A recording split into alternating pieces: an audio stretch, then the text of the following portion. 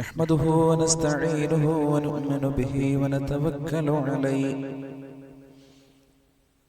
ونعوذ بالله من شرور أنفسنا ومن سيئات أعمالنا من يهده الله فلا مضل له ومن يضلل فلن تجد له وليا مرشدا اللهم صل على محمد وعلى آل محمد كما صليت على إبراهيم وعلى آل إبراهيم إنك حميد مجيد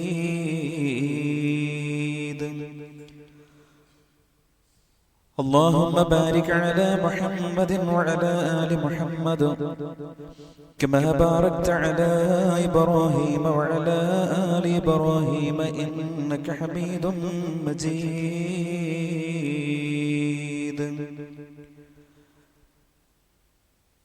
أما بعد أرسله بالحق بشيرا ونذيرا وداعيا إلى الله بإذنه وسراجا منيرا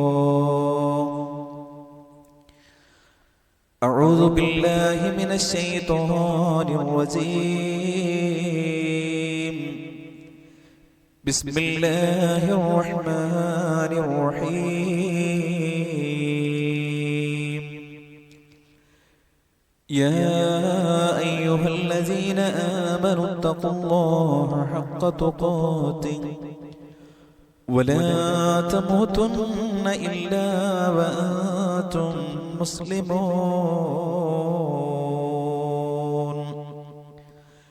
يا أيها الذين آمنوا اتقوا الله وقولوا قولا سديدا يصلح لكم أعمالكم ويغفر لكم ذنوبكم ومن يطع الله ورسوله فقد فاز فوزا عظيما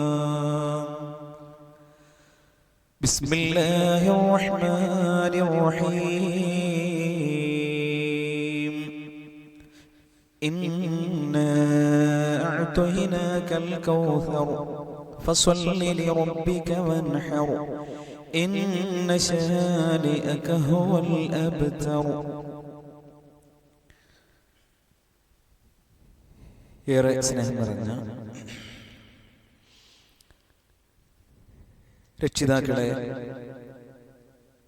സഹോദരങ്ങളെ, സഹോദരിമാരെ,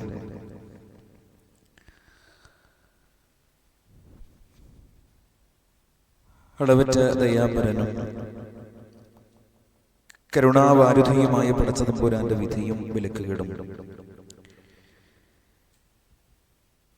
ജീവിതത്തിന്റെ എല്ലാ തലങ്ങളിലും നന്നായി പാലിച്ച് ഏറ്റവും നല്ലവരായി ജീവിക്കണമേ എന്ന് എല്ലാവരോടുമായി ഓർമ്മപ്പെടുത്തുകയാണ്, ഉപദേശിക്കുകയാണ്. അല്ലാഹു ആ നിലക്ക് ജീവിക്കാനും അങ്ങനെ ഈ ദുനിയാവിൽ നിന്ന് വേർപിരിയുവാനുമുള്ള മഹാഭാഗ്യം റബ്ബ് നമുക്ക് എല്ലാവർക്കും പ്രദാനം ചെയ്ത് അനുഗ്രഹിക്കുകയും ചെയ്യുമാറാകട്ടെ. നമ്മൾ ഒന്നിങ്ങോട്ട് സൊഫ് ഒന്ന് പൂർത്തീകരിച്ചിരിക്കല്ലേ എല്ലാവരും? മക്കളെ ഒന്ന് സൊഫൊക്കെ ഒന്ന് റെഡിയാക്കി ഇങ്ങനെ അവിടെ ചുമരും ഇങ്ങനെ നമ്മുടെ കാരണന്മാർ മാത്രം അങ്ങനെ ചാരി നിന്നാൽ മതി. ശാരീരിക പ്രയാസങ്ങളില്ലാത്തോലെ അല്ലാത്തോലെ ഒന്നിങ്ങോട്ട് സൊഫ് ഒന്ന് ക്ലിയർ ആയിക്കോട്ടെ. ഇനി ബാക്കിൽ വരുന്ന ആൾക്കാർക്ക് നല്ലൊരു പ്രയാസം കുറച്ചുകൂടെ അഡ്ജസ്റ്റ് ചെയ്തിട്ടുണ്ട്. എന്തെങ്കിലുമൊക്കെ ശാരീരിക പ്രയാസങ്ങളിലൊക്കെ ചുമരിച്ചായിരിക്കട്ടോ, ഒക്കെ സെരലിരിക്കുക, കുഴപ്പമൊന്നുമില്ല. ഞാൻ സൊഫ നിങ്ങളുടെ ഒരു ക്ലിയർ കിട്ടാൻ വേണ്ടി പറഞ്ഞു.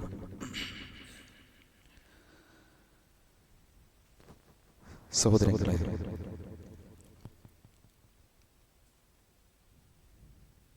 നമ്മുടെ ജീവിതത്തിന്റെ അവസ്ഥകളെ മാറ്റിമറിക്കാൻ കഴിവുള്ളവനാണ് നമ്മുടെ പ്രിയപ്പെട്ട നാഥൻ. കഴിഞ്ഞ ദിവസങ്ങളിലൊക്കെ രാവും പകലും അതിശക്തമായ ചൂട്, നമ്മൾ ഓരോരുത്തരും അനുഭവിച്ചിരുന്നു. അൽഹംദുലില്ലാഹ് മഴ പെയ്തപ്പോൾ വലിയ ആശ്വാസമാണ്, സമാധാനമാണ് നമുക്ക് നമ്മുടെ നാഥൻ നൽകിയത്. എത്ര വേഗത്തിലാണ് ഒരവസ്ഥയിൽ നിന്ന് നാം ഓരോരുത്തരും മറ്റൊരവസ്ഥയിലേക്ക് എത്തിച്ചേർന്നുകൊണ്ടിരിക്കുന്നത്. സഹോദരങ്ങളെ, ഇതേപോലെ നമ്മുടെ ജീവിതാവസ്ഥകൾ മാറ്റാനും നമുക്ക് നൽകിയ അനുഗ്രഹങ്ങൾ നീക്കം ചെയ്യാനും കഴിവുള്ളവനാണ് നമ്മുടെ പ്രിയപ്പെട്ട രക്ഷിതാവ്. നന്നായി ഭക്ഷണം കഴിച്ചിരുന്ന പല ആളുകളും ഇന്ന് നമ്മൾ അവരെ സന്ദർശിക്കുമ്പോൾ അവരുടെ മൂക്കിലൂടെ അല്ലെങ്കിൽ തൊണ്ടങ്ങനെ തുളച്ച് അതിലൂടെ ട്യൂബ് കയറ്റി അതിലൂടെ ആഹരിക്കുന്ന വെള്ളം കുടിക്കുന്ന ആളുകളെ നമുക്ക് കാണാൻ കഴിയും. അള്ളാഹു നമ്മളെ കാത്തുരക്ഷിക്കുമാറാകട്ടെ. നല്ല ആരോഗ്യം ഉണ്ടായിരുന്ന പല ആളുകളും ആരോഗ്യം നഷ്ടപ്പെട്ട് ജീവിതത്തിന്റെയും മരണത്തിന്റെയും ഇടയിൽ കഴിഞ്ഞുകൊണ്ടിരിക്കുന്നത് നമുക്ക് കാണാൻ കഴിയും. സാമ്പത്തിക രംഗത്ത് വലിയ ഔന്നിത്യമുണ്ടായിരുന്ന പലരും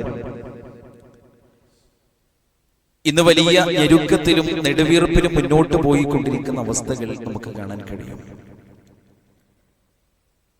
അതുകൊണ്ട് തന്നെ നമ്മുടെ പ്രിയപ്പെട്ട രക്ഷിതാവ് നമുക്ക് നൽകിയ അനുഗ്രഹങ്ങൾക്ക് ഓരോ സമയത്തും നന്ദി കാണിച്ച് ശുക്ർ ചെയ്തുകൊണ്ട് ജീവിക്കാൻ നമുക്ക് സാധിക്കേണ്ടതുണ്ട്. എങ്ങനെയാണ് അല്ലാഹുവിനോട്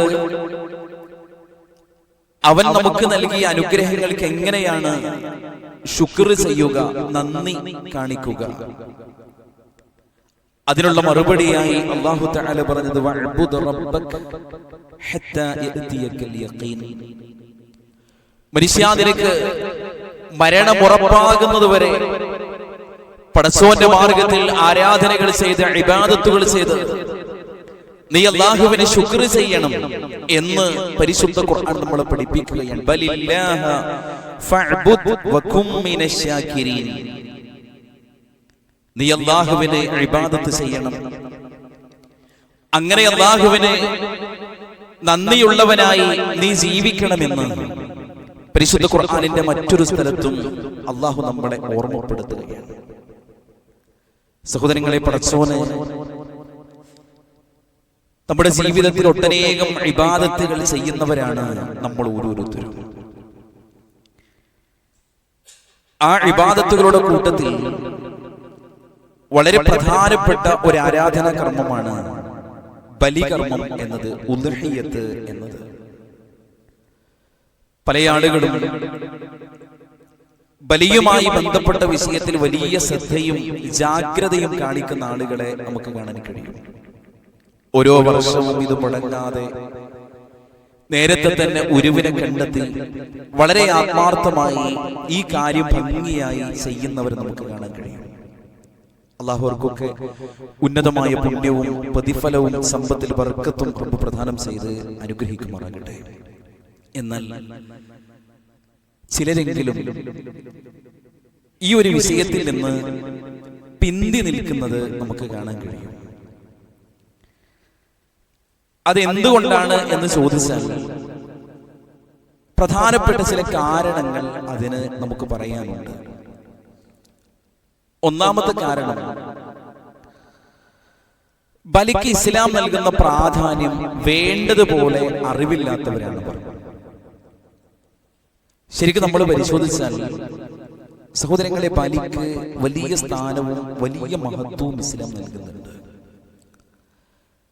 ഈ ഒരു ആരാധനാ കർമ്മം ഇതിന് മനുഷ്യനോളം പഴക്കമുണ്ട് എന്ന് പരിശുദ്ധ ഖുർആൻ പരിശോധിച്ചാൽ നമുക്ക് കാണാൻ കഴിയും. അല്ലാഹു പറയാണ് വലികുല്ലി ഉമ്മത്തിൻ ജഅൽനാ മൻസക, എല്ലാ ഉമ്മത്തിനും എല്ലാ ജനപദങ്ങൾക്കും അല്ലാഹു ബലികർമ്മം ഇബാദത്തായി ആരാധനയായി നിശ്ചയിച്ചിരിക്കുന്നു എന്ന് അല്ലാഹു നമ്മളെ അറിയിക്കുകയാണ്. അതേ കാര്യം അന്തിമ പ്രവാചകനായ റസൂലുള്ളാഹി സ്വല്ലല്ലാഹു അലൈഹി വസല്ലം അവിടത്തോടും അല്ലാഹു തആല കൽപ്പിക്കുന്നത് നമുക്ക് കാണാൻ കഴിയും. ഇന്നാ അഅ്തൈനാകൽ കൗസർ ഫസല്ലി ലിറബ്ബിക വൻഹർ ഇന്ന ശാനിഅക ഹുവൽ അബ്തർ. റസൂലുള്ളാഹി സ്വല്ലല്ലാഹു അലൈഹി വസല്ലമയോട് അല്ലാഹു പറയാ, നബിയേ, ഞാൻ താങ്കൾക്ക് ഒരുപാട് അനുഗ്രഹങ്ങൾ, ഒട്ടനേകം നിഅമത്തുകൾ ഞാൻ താങ്കൾക്ക് നൽകിയിട്ടുണ്ട്. ആ അനുഗ്രഹങ്ങൾക്കുള്ള നന്ദി എന്നോണം താങ്കൾ ചെയ്യേണ്ട സുപ്രധാനമായ ചില കാര്യങ്ങളുണ്ട്. ഫസല്ലി ലിറബ്ബിക വൻഹർ, ഫസല്ലി ലിറബ്ബിക, നീ നിന്റെ പ്രിയപ്പെട്ട രക്ഷിതാവിന് വേണ്ടി നിസ്കരിക്കണം. അതേപോലെ വൻഹർ, നബിയെ താങ്കൾ ബലിയറുക്കുകയും ചെയ്യണം എന്ന് പ്രവാചകൻ സല്ലല്ലാഹു അലൈഹി വസല്ലമ തങ്ങളോട് അല്ലാഹു തആല കൽപ്പിക്കുന്നത് നമുക്ക് കാണാൻ കഴിയും. അപ്പോൾ നമുക്ക് മനസ്സിലാക്കാൻ കഴിയുന്ന ഒരു കാര്യം, ആദ്യത്തെ പ്രവാചകൻ മുതൽ അന്തിമ പ്രവാചകനോട് വരെ അല്ലാഹു തആല കൽപ്പിച്ച ഇസ്ലാമിലെ വളരെ മഹത്വം നിറഞ്ഞ ആരാധനാ കർമ്മമാണ് ബലികർമ്മം എന്നത്. പരിശുദ്ധ ഖുർആനിന്റെ 22-ാം അധ്യായം അതിലെ 32-ാമത്തെ വചനത്തിൽ അല്ലാഹു തആല പറഞ്ഞു, വൽബുദ്നു ജഅൽനാഹാ ലക്കും മിൻ ശആഇരില്ലാഹ്. ബലിമൃഗങ്ങൾ, ബലിയൊട്ടകങ്ങൾ അത് അല്ലാഹുവിന്റെ ചിഹ്നങ്ങളിൽപ്പെട്ടതാണ്. ലക്കും ഫീഹാ ഖൈറുൻ ദാലിക്, അതിൽ നിങ്ങൾക്ക് മനുഷ്യരെ ഖൈറുണ്ട്. വമൻ യുഅല്ലിം ശആഇറല്ലാഹ് ഫഇന്നഹാ മിൻ തഖ്വൽ ഖുലൂബ്.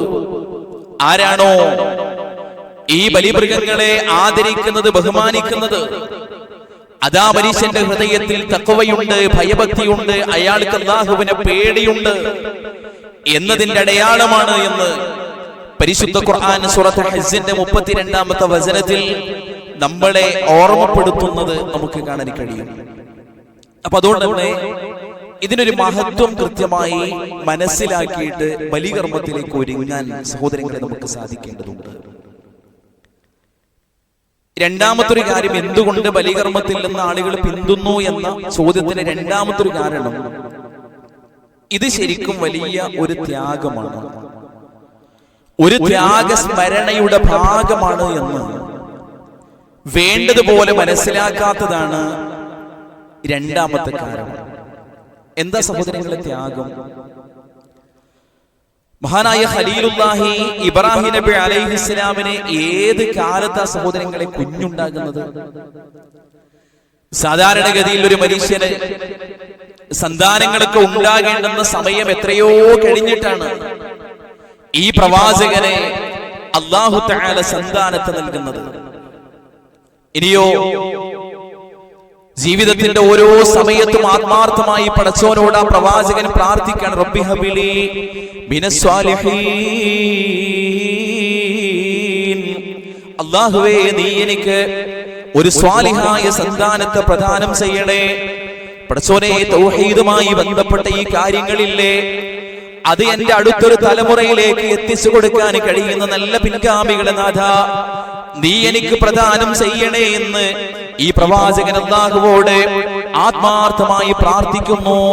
എത്രയോ കാലം പടച്ചോനോട് ആത്മാർത്ഥമായി പ്രാർത്ഥിച്ചിട്ടാണ് ആ പ്രവാചകനെ അല്ലാഹു തആല ഒരു കുഞ്ഞിനെ നൽകുന്നത്.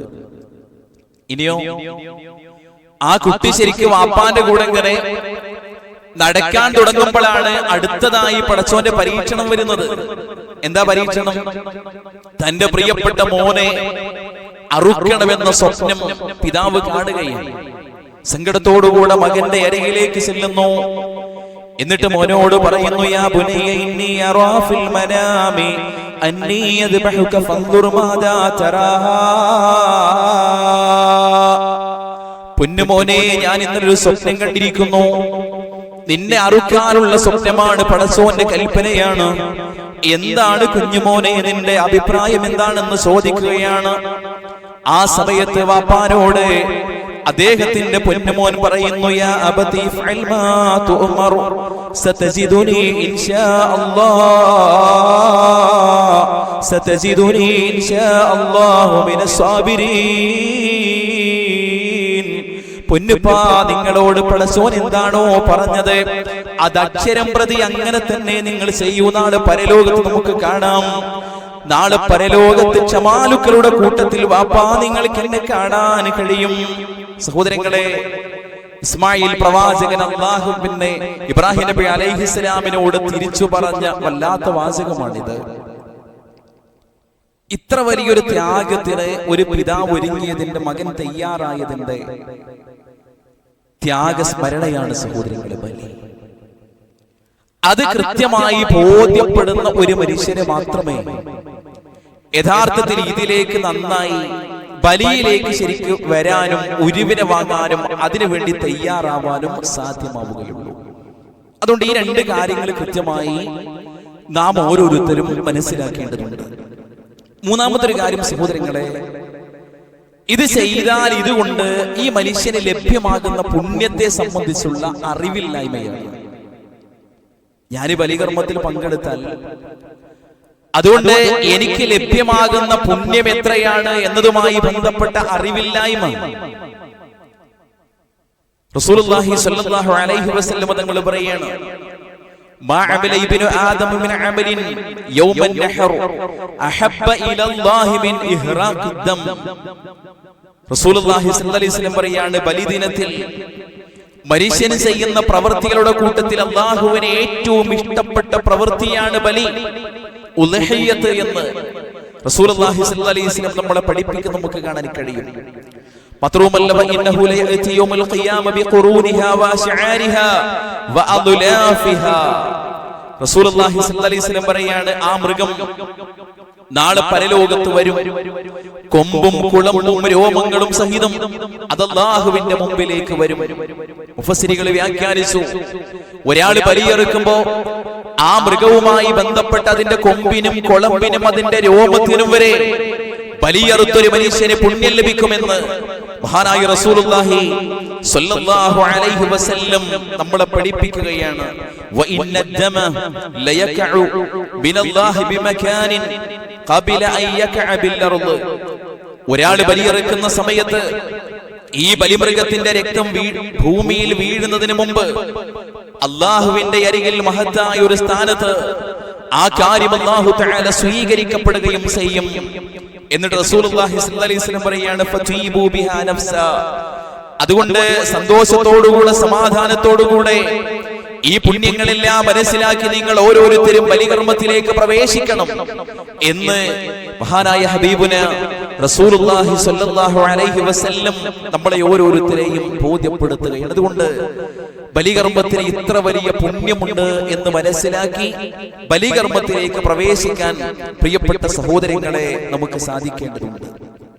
ഇനി സാധാരണ ഈ ബലിയുമായി ബന്ധപ്പെട്ട് ചില ആളുകളൊക്കെ അങ്ങനെ പറയുന്ന ചില ന്യായങ്ങൾ നമുക്ക് കാണാൻ കഴിയും. അതിലൊന്ന്, ഇതിപ്പോ ആരെങ്കിലുമൊക്കെ ചെയ്താൽ പോരെ, ഞാനൊന്നും അത് ചെയ്യേണ്ട ആവശ്യമൊന്നുമില്ല. അതിനെങ്ങനെ പാരമ്പര്യമായി മഹല്ലത്തിൽ കുറച്ച് സാമ്പത്തിക സ്രോതസ്സുള്ള കുറച്ച് ആൾക്കാരൊക്കെ ഇങ്ങനെ ഉണ്ടാവും, ഓല് മാത്രം അങ്ങനെ ചെയ്താൽ മതി, ഞാനൊന്നും അത് ചെയ്യേണ്ട ആവശ്യമില്ല എന്ന വിചാരത്തോടുകൂടെ മുന്നോട്ട് പോയിക്കൊണ്ടിരിക്കുന്ന ആളുകളെ നമുക്ക് കാണാൻ കഴിയും. ഇവിടെ നമ്മൾ മനസ്സിലാക്കേണ്ട ഒരു കാര്യം, സഹോദരങ്ങളെ, ആരെങ്കിലും ഒരാൾ ചെയ്താൽ അതിന്റെ കൂലി നമുക്ക് കിട്ടുമോ? അങ്ങനെ ചില കാര്യങ്ങളൊക്കെ ഇസ്ലാം നമ്മളെ പഠിപ്പിച്ചിട്ട്, ഇപ്പൊ മയ്യത്തുമായി ബന്ധപ്പെട്ട കാര്യങ്ങൾ അത് സമൂഹത്തിൽ ആരെങ്കിലുമൊക്കെ ചെയ്താൽ എന്ത് ചെയ്യും? പിന്നെ അതോടുകൂടി ആ ബാധ്യതയും കാര്യങ്ങളൊക്കെ ശരിക്കും നമുക്ക് ഒഴിവാകുന്ന ചില വിഷയങ്ങളുണ്ട്. എന്നാൽ ഇങ്ങനെ നമ്മൾ സ്വന്തമായി ചെയ്യേണ്ട വിഷയം അത് സമൂഹത്തിൽ ആരെങ്കിലുമൊക്കെ ചെയ്തോളും എന്ന് വിചാരിച്ച് അങ്ങനെ പിന്തി നിൽക്കാൻ കഴിയുമോ? അല്ലാഹു നമ്മളോട് പറഞ്ഞത്,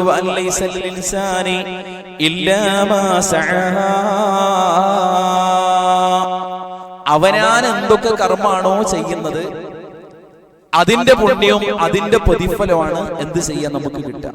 ആരാൻ ചെയ്താൽ അതിന്റെ കൂലി എന്ത് ചെയ്യൂല, നമുക്ക് കിട്ടൂല.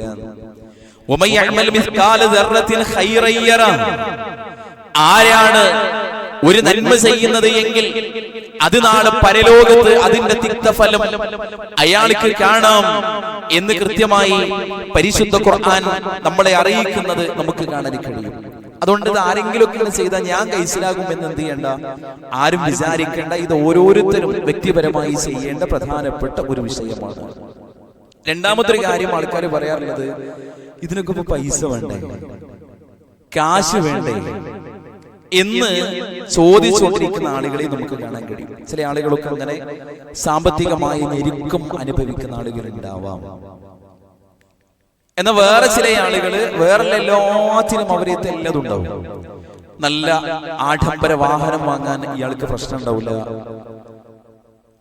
വിശാലമായ വീട് വെക്കാൻ പ്രയാസങ്ങളില്ല, വില കൂടിയ ഡ്രസ്സ് വാങ്ങാൻ പ്രശ്നങ്ങളില്ല, ഒരു കൊല്ലത്തെ ടൂറിന് പോലും 19,000 രൂപ ചെലവഴിക്കാൻ പ്രയാസങ്ങളില്ല, ചൂട് മാറാൻ വീടിന്റെ ഓരോ റൂമുകളിലും കൃത്യമായി വലിയ സംഖ്യ മുടക്കി AC വാങ്ങാൻ പ്രശ്നങ്ങളില്ല. പക്ഷെ അള്ളാഹുവിന്റെ മാർഗത്തിൽ ഒരു നന്മ ചെയ്യുമ്പോൾ അവിടെ മാത്രം കാശ് വേണ്ടേ, പൈസ ഇല്ലല്ലോ എന്ന് സംസാരിച്ചുകൊണ്ടിരിക്കുന്ന ആളുകളെ നമുക്ക് കാണാൻ കഴിയും. ഇവിടെ എന്താ നമ്മൾ മനസ്സിലാക്കേണ്ടത്? സഹോദരങ്ങളെ, അള്ളാന്റെ മാർഗത്തിൽ ശരിക്ക് ഒരു പുണ്യത്തിന് വേണ്ടി നമ്മൾ പണം ചെലവഴിച്ചു കഴിഞ്ഞാൽ അതുകൊണ്ട് നമുക്കൊരു കുറവുണ്ടാവില്ല. പഠിച്ചു പറഞ്ഞില്ലേ, മസലുല്ലദീന യുൻഫിഖൂന അംവാലഹും ഫീ സബീലില്ലാഹ് കമസലി ഹബ്ബത്തിൻ അംബതത് 7 സനാബില ഫീ കുല്ലി സുംബുലത്തിൻ 100 ഹബ്ബ വല്ലാഹു യുദാഇഫു ലിമൻ യശാ വല്ലാഹു വാസിഉൻ അലീം. മനുഷ്യരെ, അള്ളാന്റെ മാർഗത്തിൽ നിങ്ങൾ കൊടുക്കാൻ റെഡിയാണോ? അള്ളാഹു അതിനെ നിങ്ങൾക്ക് ഇരട്ടിപ്പിച്ചുകൊണ്ട് അള്ളാഹു തആല നിങ്ങൾക്ക് നൽകുമെന്ന് കൃത്യമായി പരിശുദ്ധ ഖുർആനിലൂടെ നമ്മുടെ പ്രിയപ്പെട്ട രക്ഷിതാവ് നമ്മളെ അറിയിക്കുന്നത് നമുക്ക് കാണാൻ കഴിയും. റസൂലുള്ളാഹി സ്വല്ലല്ലാഹി അലൈഹി വസല്ലം പറഞ്ഞു, മനുഷ്യരെ, അള്ളാഹുവിന്റെ മാർഗത്തിൽ നിങ്ങൾ നൽകിയാൽ, പടച്ചോന്റെ മാർഗത്തിൽ നിങ്ങൾ നൽകിയാൽ എത്രയാണോ നിങ്ങൾ നൽകുന്നത് അതിന് വലിയ 700 ഇരട്ടിയിലധികം വർദ്ധനവ് അല്ലാഹു തആല നിങ്ങളുടെ മുതലിൽ, നിങ്ങളുടെ സമ്പത്തിൽ അല്ലാഹു നിങ്ങൾക്ക് ഉണ്ടാക്കി തരുമെന്ന് കൃത്യമായി പരിശുദ്ധ ഖുർആനും റസൂലുള്ളാഹി സ്വല്ലല്ലാഹി അലൈഹി വസല്ലം നമ്മെ അറിയിക്കുന്നത് നമുക്ക് കാണാൻ കഴിയും. അതുകൊണ്ട് തന്നെ ഉണ്ടായിട്ടും സഹോദരങ്ങളെ, പൈസ വേണ്ടേ, കാശ് വേണ്ടേ എന്ന് പറഞ്ഞ് ഇതിൽ നിന്ന് പിന്തുന്ന ഒരു സാഹചര്യം ഒരിക്കലും നമ്മുടെ ജീവിതത്തിൽ ഉണ്ടാകാൻ പാടില്ല. മൂന്നാമതൊരു കാര്യം ആൾക്കാർ പറയാറുള്ളത്, ഇക്കൊല്ലം എങ്ങനെ പോട്ടെ, കുറച്ച് പ്രയാസങ്ങളൊക്കെ ഉണ്ട്, അടുത്തൊരു വർഷം നോക്കാം എന്ന് പറയുന്ന ആളുകളെയും നമുക്ക് കാണാൻ കഴിയും. ഞാൻ നേരത്തെ പറഞ്ഞതുപോലെ ഇക്കൊല്ലം നല്ല കുടുക്കവും ഞെരുക്കൊക്കെ ഉള്ള ആളുകളുണ്ടാവും. അവരെല്ലാം ഞാനിത് പറയുന്നത്. എന്നാൽ അത്യാവശ്യം ഈ കാര്യങ്ങളൊക്കെ ചെയ്യാനും ഒരു ഷെയറിലൊക്കെ ശരിക്കും കൂടാനും കഴിയാവുന്ന ആളുകളാണ് എന്ത് ചെയ്യണത്, ഇക്കൊല്ലം എങ്ങനെ പോട്ടെ, അടുത്തൊല്ലം എങ്ങനെ നോക്കാം എന്ന് പറഞ്ഞ് ഇക്കൊല്ലം എങ്ങനെ പിന്തി നിൽക്കുന്നത് ശരിക്കും നമുക്ക് കാണാൻ കഴിയും.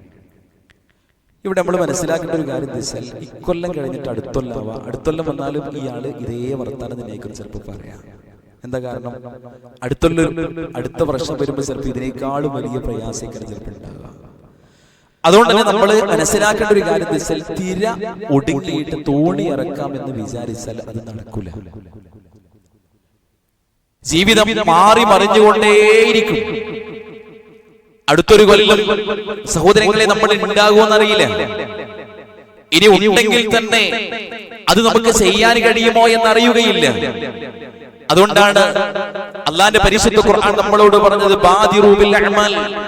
റസൂലുള്ളാഹി സ്വല്ലല്ലാഹി അലൈഹി വസല്ലം നമ്മളെ അറിയിക്കുകയാണ്, നിങ്ങളൊരു നന്മ വിചാരിച്ചാൽ അതിങ്ങനെ പിന്നിലേക്ക് വെക്കാതെ വേഗത്തിൽ തന്നെ ആ കാര്യം നിങ്ങൾ ചെയ്യാൻ നിങ്ങൾക്ക് കഴിയണം, നിങ്ങളത് ശ്രദ്ധിക്കണം എന്ന് പ്രവാചകൻ സ്വല്ലല്ലാഹു അലൈഹി വസല്ലം നമ്മളെ അറിയിക്കുന്നത് നമുക്ക് ഓരോരുത്തർക്കും കാണാൻ കഴിയും. അതുകൊണ്ട് അടുത്തൊല്ലാവ മേലത്ത് കൊല്ലാവ എന്ന് വിചാരിച്ചാൽ ഇത് നടക്കൂല. അതുകൊണ്ട് തന്നെ ഇത്തരം കാര്യങ്ങളൊക്കെ ശരിക്കും നമ്മൾ മനസ്സിൽ നിയ്യത്തുണ്ടെങ്കിൽ വേഗം തന്നെ അത് ചെയ്യാൻ നമുക്ക് സാധിക്കേണ്ടതുണ്ട്. മറ്റൊരു പ്രധാനപ്പെട്ട കാര്യം സഹോദരങ്ങളെ, ഇതിന്റെ ഒരു ഗൗരവത്തെ കുറിച്ച് റസൂലുള്ളാഹി സ്വല്ലല്ലാഹി അലൈഹി വസല്ലം പറഞ്ഞൊരു കാര്യം എന്താ അറിയോ? പ്രവാചകൻ സ്വല്ലല്ലാഹി അലൈഹി വസല്ലം പറഞ്ഞത്, മൻ വജദ സഅതൻ ലിഅൻ യുളഹിയ ഫലം യുളഹി ഫലം യഹ്ദുർ മുസല്ലാന. റസൂലുള്ളാഹി സ്വല്ലല്ലാഹി അലൈഹി വസല്ലം പറഞ്ഞൊരു കാര്യം, ഒരാൾക്ക് ബലികർമ്മത്തിന് തയ്യാറാവാൻ പറ്റുന്ന സാമ്പത്തികമായ സാഹചര്യം ഒരാൾക്ക് ഉണ്ടായിട്ടും അയാൾ ആ കാര്യം ചെയ്യുന്നില്ല എങ്കിൽ ഫലാ യഹ്ദുർ മുസല്ലാന, അയാൾ എന്ത് ചെയ്യണ്ട? ഈദ്ഗാഹിക്ക് വരണ്ട. അയാള് പെരുന്നാൾ നിസ്കാരത്തിന് വരണ്ടാന്ന് ഇതാര് പറഞ്ഞതാ? മഹാനായ റസൂലുള്ളാഹി സ്വല്ലല്ലാഹു അലൈഹി വസല്ലം നമ്മളെ പഠിപ്പിക്കും. ആർത്തവകാരികളോട് റസൂലുള്ളാഹി സ്വല്ലല്ലാഹി അലൈഹി വസല്ലം പറയാണ്, നിങ്ങൾക്ക് മുസല്ലയിലേക്ക് വരാം, പെരുന്നാൾ നമസ്കാരത്തിന് വരാം. കാരണം പിന്നെ പെരുന്നാൾ നമസ്കാരം ഈദ്ഗാഹുകളിലാണ് നടക്കാറുള്ളത്. അതുകൊണ്ട് തന്നെ ഈ നിലക്കുള്ള സ്ത്രീകൾക്ക് അവിടേക്ക് വരാം. അവർ നമസ്കാരത്തിൽ നിന്ന് മാറി നിൽക്കട്ടെ. പുതുവസ്ത്രമില്ലാത്തവർ കടം വാങ്ങിയിട്ട് വസ്ത്രം ധരിച്ചിട്ട് അവരെന്ത് ചെയ്യട്ടെ? പെരുന്നാൾ നമസ്കാരത്തിന് അവർ സാക്ഷികളാവട്ടെ എന്ന് റസൂലുള്ളാഹി സ്വല്ലല്ലാഹു അലൈഹി വസല്ലം നമ്മളെ പഠിപ്പിക്കുന്നത് നമുക്ക് കാണാൻ കഴിയും. അങ്ങനത്തെവരോടൊക്കെ ഇവിടേക്ക് വരാൻ പറഞ്ഞു. എന്നിട്ട് പ്രവാചകൻ സല്ലല്ലാഹു അലൈഹി വസല്ലം പറയണത്, ഉണ്ടായിട്ട് മൊലിയെ തർക്കാത്തോനല്ലേ ഓൻ അവിടേക്ക് വരണ്ട, അയാൾ അങ്ങോട്ട് വരേണ്ടതില്ല, വരാതിരിക്കട്ടെ എന്ന് റസൂലുള്ളാഹി സ്വല്ലല്ലാഹു അലൈഹി വസല്ലം പറഞ്ഞതിൽ നിന്ന് ഇതിന്റെ ബലിയുടെ ഗൗരവം എത്ര ഉണ്ട് എന്ന് ശരിക്കും നമുക്ക് ഓരോരുത്തർക്കും കാണാൻ കഴിയും. അതുകൊണ്ട് തന്നെ സഹോദരങ്ങളെ, ഒന്ന് പ്ലാൻ ചെയ്താൽ ശരിക്ക് നമ്മളെ കൊണ്ടും ചെയ്യാൻ കഴിയുന്ന വിഷയത്തുള്ളൂ. ഇപ്പൊ ഒരു ദിവസം 2 നേരം കൂടെ അല്ലെ ഒരു ചായയും കടിയും വൈകുന്നേരത്തും അതേപോലെ ഇത് നമ്മൾ ചെയ്യുകയാണെങ്കിൽ 40 രൂപ ശരിക്കാവുന്നുണ്ട്. 40 × 12 ശരിക്കും നമ്മളിങ്ങനെ കണക്കൂട്ടിയാല് 14,400 രൂപ ഒരു കൊല്ലം നമ്മൾ ചായയും കടിയും മാത്രം കുടിച്ചിട്ട് എന്ത് ചെയ്യുന്നുണ്ട്? അങ്ങനെ നമ്മളെ കയ്യിൽ നിന്ന് ഇറങ്ങുന്നുണ്ട് നടത്തും. നമ്മളെ പള്ളിയുടെ ഷെയർ എത്ര അറിയോ? ഒരു ഉദീയത്തിന്റെ ഷെയർ 11,000 രൂപയാണ്. ഒരു ദിവസം ഒരു 40 ഉറുപ്പി ശരിക്ക് ഇതിലേക്ക് മാറ്റി വെച്ചാൽ അത്ര പൈസ പോലും ശരിക്ക് വേണ്ട എന്നർത്ഥം. ഒരു ഷെയറിൽ ശരിക്കും നമുക്ക് കൂടാൻ പറ്റും. 10, 50, 60, 70 ഒക്കെ രൂപക്ക് ലഹരി ബീഡിയും സിഗരറ്റും ഒക്കെ കൃത്യമായി വലിച്ചുകൊണ്ടിരിക്കുന്ന ആളുകൾ നമ്മളെ കൂട്ടത്തിലുണ്ട്. നാളെ പരലോകത്ത് ഈ ഹറാമിനെ സംബന്ധിച്ച് നാളെ പരലോകത്ത് കൈകെട്ടിക്കൊണ്ട് പടച്ചോനോട് നമ്മൾ മറുപടി പറയേണ്ടി വരും. ആ നിലക്കുള്ള ആളുകൾ എന്ത് ചെയ്യൂല? അത്ര പൈസ വേണ്ട സഹോദരങ്ങൾ ഒരു ഷെയറിൽ കൂടെ. എന്നിട്ട് ഇതിന് തയ്യാറാവാത്ത ആളുകളെ നമുക്ക് ഓരോരുത്തർക്കും കാണാൻ കഴിയും. അതോടൊപ്പം നമ്മൾ മനസ്സിലാക്കേണ്ട ഒരു കാര്യം സഹോദരങ്ങളെ, റസൂലുള്ളാഹി സ്വല്ലല്ലാഹി അലൈഹി വസല്ലം ബലിയറുത്തലേ. ഞാൻ ഇങ്ങനെ ചോദിക്കാൻ കാരണം എന്താ അറിയോ? നമ്മളെ വീടുണ്ടല്ലോ, നമ്മളെ വീട് പോലത്തെ ഒരു വീട് ഈ കൂട്ടത്തിലെ പിന്നെ ഏറ്റവും ഒരു മനുഷ്യന്റെ നമ്മളെ ഈ കൂട്ടത്തിൽ ഇവിടെ ഇങ്ങനെ കൂടിയ ആൾക്കാരുടെ കൂട്ടത്തിൽ ഏറ്റവും ചെറിയൊരു വീട്, അങ്ങനത്തെ ഒരു വീട്ടിൽ മഹാനായ റസൂലുള്ളാഹി സ്വല്ലല്ലാഹി അലൈഹി വസല്ലമയ്ക്ക് ഒരു ദിവസം പോലും ഒന്ന് അന്തി ഉറങ്ങാൻ കഴിഞ്ഞിട്ടില്ല. നമ്മുടെ വീട്ടിലെ ബെഡുകൾ, നമ്മുടെ വീട്ടിലെ വിരിപ്പുകൾ, നമ്മുടെ വീട്ടിലെ മനോഹരമായ റൂമുകൾ, ഇതേപോലത്തെ ഒരു വീട് പ്രവാചകൻ സല്ലല്ലാഹു അലൈഹി വസല്ലമയ്ക്ക് സ്വപ്നം കാണാൻ പോലും സാധ്യമായിട്ടില്ല. ദിവസങ്ങളോളം ആ വീട് അടുപ്പ് പുകയാത്ത സാഹചര്യങ്ങൾ ഉണ്ടായിരുന്നു. പച്ചിലയും പച്ചവെള്ളവും കുടിച്ചിട്ടാണ് മഹാനായ റസൂലുള്ളാഹി സ്വല്ലല്ലാഹി അലൈഹി വസല്ലം അവിടുത്തെ ജീവിതത്തിന്റെ ചില ദിവസങ്ങളിൽ തള്ളി നീക്കിയത് എന്ന് ഇസ്ലാമിക ചരിത്രം വേദനയോടുകൂടെ നമ്മളെ പഠിപ്പിക്കുകയാണ്. ഞാനുകളൊക്കെ കഴിക്കുന്ന മിനുസമുള്ള പത്തിരി പോലത്തെ ഒരു പത്തിരി ഹദീസുകളിൽ കാണാം. റസൂലുള്ളാഹി സ്വല്ലല്ലാഹി അലൈഹി വസല്ലം അവിടുത്തെ 63 വയസ്സുകാലത്തെ ജീവിതത്തിനിടയിൽ കഴിച്ചിട്ടേയില്ല എന്ന് കൃത്യമായി ഹദീസുകളിൽ നിന്ന് നമുക്ക് മനസ്സിലാക്കാൻ കഴിയും. ആ പ്രവാചകൻ സല്ലല്ലാഹി അലൈഹി വസല്ലമയുടെ സഹോദരങ്ങളെ ഒരു ദിവസം ഒരു പെരുന്നാൾ മുടങ്ങാതെ കൃത്യമായി ബലിയറുത്തിരുന്നത്. അതുകൊണ്ട് പിന്നെ നമ്മൾ എങ്ങനെയാണ് ഈ വിഷയത്തിൽ നിന്ന് രക്ഷപ്പെടുക എന്നുള്ളത് നാം ഓരോരുത്തരും കൃത്യമായി ആലോചിക്കുകയും ചിന്തിക്കുകയും ചെയ്യേണ്ടതുണ്ട്. അതുകൊണ്ട് തന്നെ സഹോദരങ്ങളെ, ഒറ്റയ്ക്ക് ഇതിന് സാധ്യമാകുന്ന ആളുകൾ ഒറ്റയ്ക്ക് തന്നെ അത് ചെയ്യാൻ വേണ്ടി ശ്രദ്ധിക്കണമെന്ന് ഓർമ്മപ്പെടുത്തി. ഞാനും പിന്നെ ഒരാൾ കൂടി ഉണ്ടെങ്കിൽ, 2 ആളുണ്ടെങ്കിൽ എനിക്കൊരു ഉരുവിന് വാങ്ങായിരുന്നു, അങ്ങനെ വിചാരിക്കുന്ന ആൾക്കാരുണ്ടാവും. അവർക്ക് എന്ത് ചെയ്യാം? അങ്ങനെ 2 ആള് കൂടിയിട്ടത് വാങ്ങി അറുക്കാവുന്നതാണ്. 7 വരെ ആവാം. 7 വരെ പിന്നെ ഷെയർ കൂടിക്കൊണ്ട് ആ നിലയ്ക്ക് എന്ത് ചെയ്യുക, ഈ ഒരു ഉദ്ഹിയ്യത്ത് കർമ്മത്തിൽ നമുക്ക് പങ്കാളികളാവാൻ കഴിയും. അതുകൊണ്ട് തന്നെ ഈ കാര്യം പ്രത്യേകമായി ശ്രദ്ധിക്കണമെന്ന് ഓർമ്മപ്പെടുത്തുകയാണ്. നമ്മുടെ കമ്മിറ്റി ഭാരവാഹികൾക്ക് പിന്നെ ഉരുവിനെ നോക്കാനും അതേപോലെ ഇതുമായി ബന്ധപ്പെട്ട അവരുടെ ജീവിതവുമായി ബന്ധപ്പെട്ട തിരക്കിന്റെ ഇടയിലേക്കാണ് ഈ ഒരു കാര്യം ശരിക്കും വരുന്നത്. അതുകൊണ്ട് തന്നെ ഇതില് പിന്നെ പങ്കെടുക്കാൻ ഉദ്ദേശിക്കുന്ന ആളുകൾ എത്രയും പെട്ടെന്ന് അവരുടെ പേര് വിവരം കമ്മിറ്റി ഭാരവാഹികളെ അറിയിക്കണമെന്ന് ഈ സമയത്ത് പ്രത്യേകമായി എല്ലാവരോടും ഓർമ്മപ്പെടുത്തുകയാണ്. അള്ളാഹു ഈ ഒരു പുണ്യകർമ്മത്തിൽ പങ്കാളികളാവാനുള്ള നല്ലൊരു മനസ്സും തൗഫീഖും അള്ളാഹു നമുക്കൊക്കെ പ്രദാനം ചെയ്ത് അനുഗ്രഹിക്കുമാറാകട്ടെ.